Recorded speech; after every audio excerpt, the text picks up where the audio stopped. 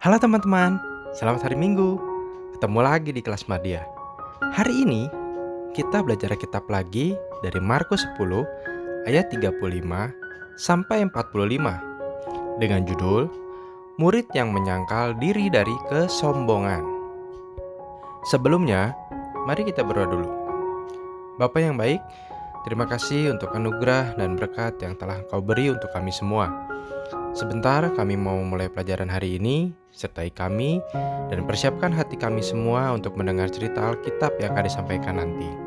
Bapa, hamba juga berdoa untuk murid-murid yang kurang sehat, jamah mereka, agar mereka boleh pulih kembali. Terima kasih Bapa, haleluya, amin.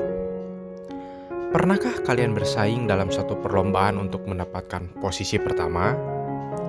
Pastinya kita berharap untuk menjadi juaranya. Persaingan untuk merebutkan kedudukan atau posisi tertinggi sering kita jumpai di pemerintahan, di sekolah, bahkan di gereja juga ada. Salah satu yang menjadi penyebabnya adalah ambisi seseorang yang ingin menjadi lebih tinggi dari yang lain.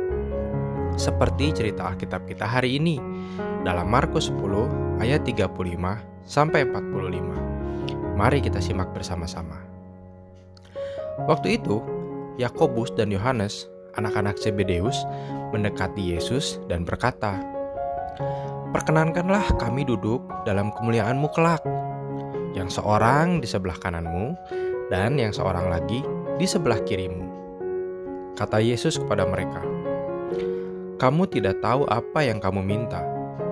Lalu, Yesus menjelaskan bahwa hal duduk di sebelah kananku atau di sebelah kiriku, aku tidak berhak memberikannya. Itu akan diberikan kepada orang-orang bagi siapa itu telah disediakan. Mendengar hal itu, murid-murid yang lain menjadi marah kepada Yakobus dan Yohanes.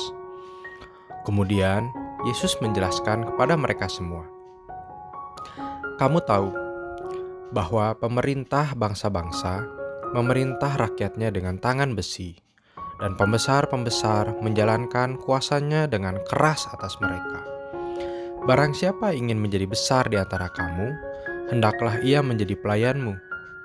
Dan barang siapa ingin menjadi yang terkemuka di antara kamu, hendaklah ia menjadi hamba untuk semuanya.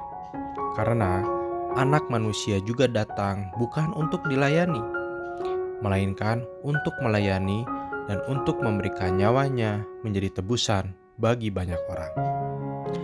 Dari cerita tadi, kita melihat bahwa murid-murid Yesus bertengkar ketika Yakobus dan Yohanes meminta kedudukan dalam kemuliaan kelak di kanan dan di kiri Yesus.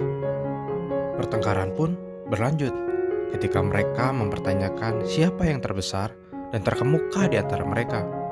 Muncul persaingan di antara mereka untuk memperoleh kedudukan teratas dan menjadi yang terbesar. Meskipun demikian, Yesus tidak langsung menyalahkan mereka, sebab tempat kemuliaan yang mereka minta berbeda dengan tempat kemuliaan kekal yang hendak diberikan Tuhan bagi setiap orang yang percaya kepadanya. Melihat hal itu, Yesus memberikan nasihat dan pengajaran untuk murid-muridnya. Pelajaran hari ini mengajarkan kepada kita tentang kriteria seorang yang layak untuk menjadi pemimpin. 1. Pemimpin yang bersedia berkorban dan menjadi pelayan. Menjadi seorang pemimpin tidak hanya pandai dan mempunyai keterampilan di bidangnya. Seorang pemimpin yang ingin dihargai dan dihormati harus bisa menghargai orang yang dipimpinnya. Dalam prinsip Tuhan Yesus, seorang pemimpin harus mau melayani dan bukan minta dilayani. Seorang pemimpin harus mau menderita dan berkorban untuk orang yang dipimpinnya. Tuhan Yesus telah memberi contoh sendiri melalui pelayanan dan pengorbanannya. Ia rela menderita dan menyerahkan nyawa untuk menebus dosa manusia. 2. Pemimpin yang memiliki kerendahan hati. Tuhan Yesus membandingkan pengajarannya tentang seorang pemimpin yang melayani dengan pemimpin di dunia.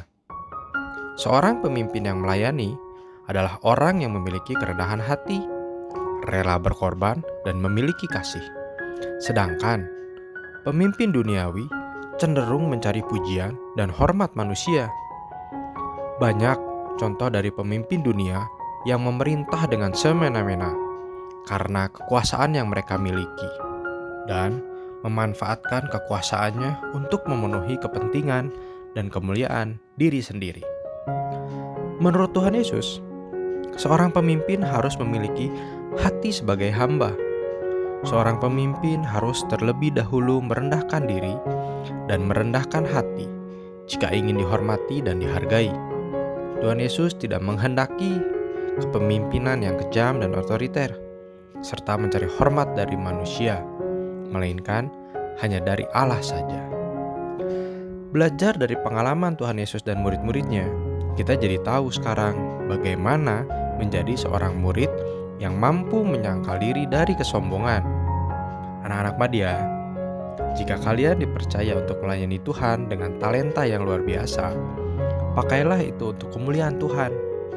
Jangan sampai talenta yang diberikan Tuhan kalian jadikan suatu kesombongan diri. Dan jangan mencari pujian manusia yang sifatnya sementara. Jadilah murid Tuhan yang melayani dengan kerendahan hati, karena semua yang kalian miliki adalah anugerah Tuhan semata. Amin. Ayat hafalan kita hari ini dari Markus 10 ayat 43b sampai 44. Barang siapa ingin menjadi besar di antara kamu, hendaklah ia menjadi pelayanmu. Dan barang siapa ingin menjadi yang terkemuka di antara kamu, hendaklah ia menjadi hamba untuk semuanya.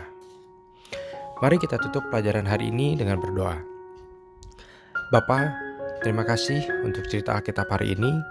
Kami boleh belajar dari pengalaman Tuhan Yesus dan murid-muridnya untuk menjadi murid Tuhan yang mau merendahkan hati dalam setiap kehidupan kami dan melayani Tuhan dengan sungguh-sungguh hanya untuk kemuliaan nama Tuhan. Bapa, hamba juga berdoa untuk murid-murid semua agar iman rohani mereka boleh terus bertumbuh. Jaga mereka, sertai mereka, dan berkati mereka semua. Terima kasih Bapa.